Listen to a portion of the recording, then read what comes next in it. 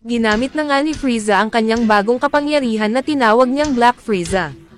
Sobrang taas nga ng antas ng kanyang lakas, kaya naman nanginginig si Goku.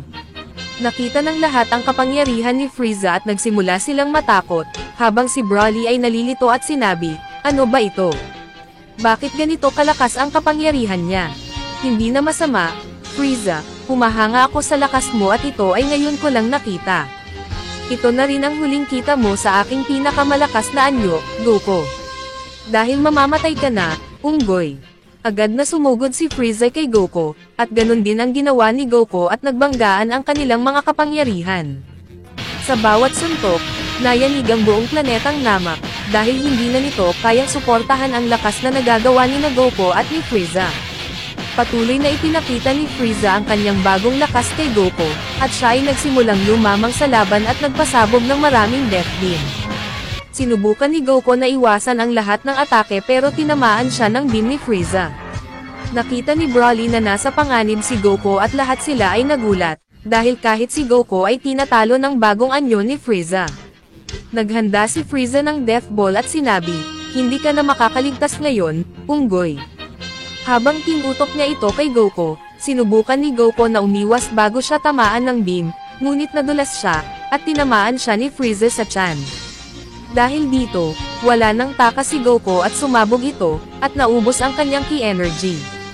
Bumagsak si Goku sa lupa at nakita ng lahat na tinamaan siya ng malala, ngunit makalipas ang ilang segundo, agad na tumayo si Goku at sinabi, "Kahanga-hanga ang lakas mo, Frieza.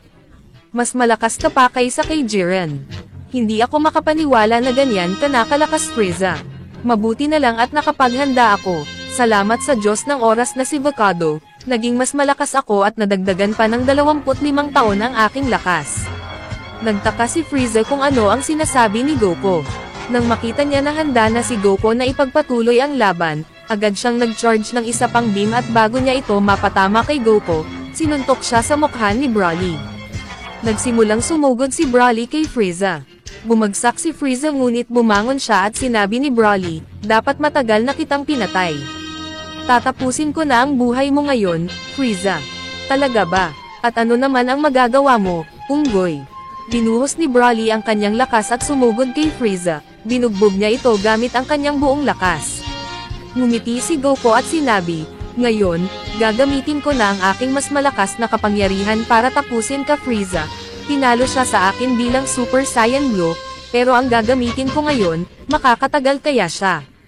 Binali ni Frieza ang braso ni Broly at sinuntok siya sa panga, at bumagsak si Broly sa lupa. Sumugod si Frieza para bugbugin si Broly, ngunit hinarangan siya ni Goku at sinabi, "Ako ang kalaban mo, Frieza. Humarap ka pa talaga sa akin, unggoy. Hindi ka pa ba nadala? Bakit hindi ka nalang umalis sa planetang ito para mabuhay ka pa? Para makaligtas ka sa akin. Hindi pwede. Bakit ako tatakbo kung hindi mo naman ako matatalo? Pagsisisihan mo ang sinabi mong yan, unggoy. Akala mo napakalakas mo, isa ka lamang basang sisiw, wala ka ng lakas. Hindi mo pa nakikita ang tunay kong lakas, Frieza. Ano, Kakarot, may ilalakas ka pa sa anyong yan. Anong klaseng lakas ang meron pa siya, nababaliw na ako. Nagbibiro ka lang diba? Imposibleng may lakas ka pa na tinatago. Wawasakin kita at ang lahat ng hahadlang sa akin, kung ganon, kailangan munang patayin ako, Frieza. Oras na para gamitin ko ang tunay kong kapangyarihan." Ginamit na ni Goku ang kanyang Kaioken, na pinalakas niya ng 25 beses kasabay ng kanyang Super Saiyan Blue. Dahil dito, hindi malaman ni Frieza kung ano ang kanyang gagawin. Ngumiti si Goku at sinabi, "Anong problema, Frieza? Bakit parang nagulat ka? Namamalik mata ka lang, unggoy. Akala mo ba matatalo mo ako?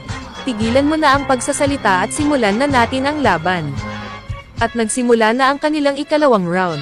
Sumugod si Frieza kay Goku, iniisip na ito'y parehong Goku lang na may pulang aura, pero hindi lang ito basta pulang liwanag. Dahil ito ang Kaioken ni Goku.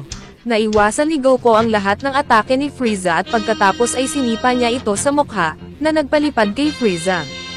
Nagulat si Frieza habang dumudugo ang kanyang ilong at sinabi, "Hindi na masama, unggoy.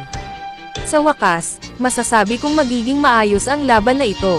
Hahaha, sigurado akong natatakot ka na ngayon Frieza, pero tandaan mo na kailangan mong tanggapin ang mangyayari sa'yo. Oo, napakayabang mo. Gago ka talaga. Bago pa ulit makapagsalita si Frieza, sumugod si Goku at sinuntok siya sa mukha, at sinundan pa ng sipa, na nagpadala kay Frieza sa himpapawid. Agad na hinabol ni Goku si Frieza at sinimulan niyang bugbugin. Nagulat si Frieza na ang Goku na may pulang aura ng Kaioken ay lubusan siyang tinatalo. Hindi niya akalain na ang lahat ng taon na ginugol niya sa pagsasanay ay parang wala lang, dahil hindi niya mapatay si Goku, at sa kabila nito, nilalapastangan pa siya ni Goku. Naging desperado na si Frieza dahil ayaw niyang matalo sa laban at naisip niyang pasabugan ang planeta para mas madaling mapatay si Goku. Alam ni Goku ang balak niya kaya't nag-ipon siya ng lakas para sa Kaioken Kamehame Wave, at agad niya itong binato kay Frieza.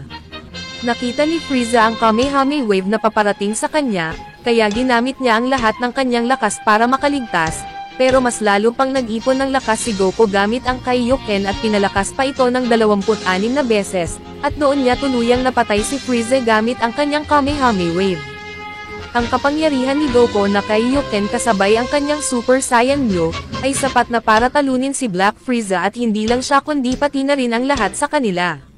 Dahil dito, labis na humanga ang lahat sa lakas ni Goku at sila'y nakahinga ng maluwag na sa wakas ay natapos na ang laban, at mula doon, nais ni Goku na pumunta sa Planet Yadre, nang hindi mag-isa, nagpa siya siyang isama si Vegeta, at sinabi niya kay Broly at sa iba na bumalik na sa Planet Vegeta. Agad na nag-teleport si Goku sa Planet Vegeta kasama ang iba pang Saiyan maliban kay Vegeta. Bumalik siya sa Planet Namek at kinuha si Vegeta at dinala sa Planet Yadre. Alam niya na doon matututunan ni Vegeta ang Force Spirit Fishing at dahil doon, nagpa siya silang matuto ng ilang bagong teknik sa Planet Yadre dahil hindi pa nila natatapos ang kanilang spirit training. Pagpasok nila sa Planet Yadre, ipinakilala nila ang kanilang sarili at doon na nagsimula ang kanilang pagsasanay. Sinabi ni Vegeta na ayaw niya magsanay dito, ngunit nang makita niyang makakatulong ito sa kanya na maging mas malakas, pumayag na siya na sumang-ayon kay Goku na gawin ito at sila'y nag-ensayo ng mahigit 1.5 taon sa planetang iyon at marami silang natutunan. Parehong sina Goku at Vegeta ay nagawang matutunan ang Force Spirit Fishing, at habang nangyayari ito, nang mapatay ni Goku si Frieza, kumalat ang balita sa buong universe at ito'y umabot sa isang individual at sinabi, "Mahal kong Panginoon, nalulungkot akong sabihin ito ngunit namatay na ang iyong ama at kapatid." Napakalaking kahihiyan nito, mga mahihina talaga sila. Ang mamatay sa kamay ng isang unggoy ay ang pinakamasamang paraan para mamatay. Mukhang ako na ang papatay sa unggoy na iyon para maibalik ang karangalan ng aking pamilya. Sabihin mo sa akin, nasaan ngayon ang Saiyan na ito? Nakatira siya sa isang planetang tinatawag na Planet Earth. Kung ganun, pupunta ako sa planetang iyon. Pero hindi ngayon, dahil ginamit ni Frieza ang kanyang black form. At namatay pa din. Kailangan kong gumawa ng mas malakas pang anyo, doon. Habang nangyayari ito, pumunta si Vegeta sa Planet Yadre para makita si Goku. Nang makita ni Goku si Vegeta, sinabi niya, "Vegeta, kamusta ka? Ang tagal na nating hindi nagkita, kaibigan." Wow, Goku, ang laki ng iyong pinagbago, sa pisikal man o sa lakas, at nakita kong natalo mo si Frieza, kahit pa sa kanyang itim na anyo, gamit lamang ang iyong Super Saiyan Blue na may Kaioken. Nakakabilib ka, alam mo ba, sobrang lakas niya. Sa tingin ko nga, mas malakas pa siya kaysa kay Jiren. Pero nagulat ako na natalo ko siya kahit hindi ko ginamit ang aking Ultra Instinct. Teka lang, kaya ako nandito, Goku. Mapapansin mo na iba na ang timeline na ito kumpara sa dati mong kinabibilangan. Iba na. Ano ang ibig mong sabihin?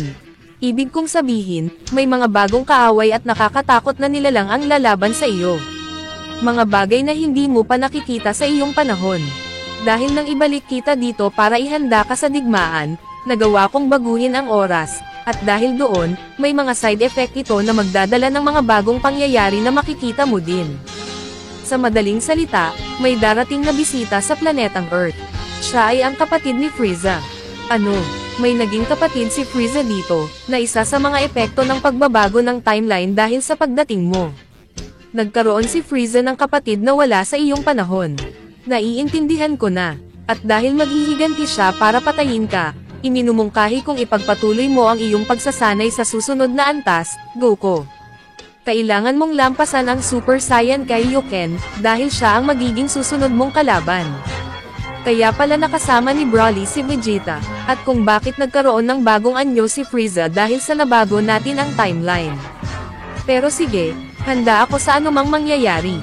Kung hindi sapat ito para talunin siya, mukhang kailangan kong lampasan pa ang Super Saiyan Blue Kaioken. Mabuti yan, kailangan mo yan gawin, Goku. Magkita tayo ulit sa susunod. Paalam, umalis na si Vacado at nagpasya si Goku na pumunta at makipag-usap kay Beerus at Whis. Ngunit bago niya ito gawin, nais niyang bisitahin muna ang kanyang pamilya at harapin si Cooler para patayin ito, at pagkatapos ay mag-ensayo pa para maging mas malakas pa. Kahit na sa loob ng 1.5 taon na nasa Yadray siya kasama si Vegeta, at marami siyang natutunan na bagong mga teknik, pero gusto niya pa itong dagdagan para mas maging handa sa lahat ng kalaban.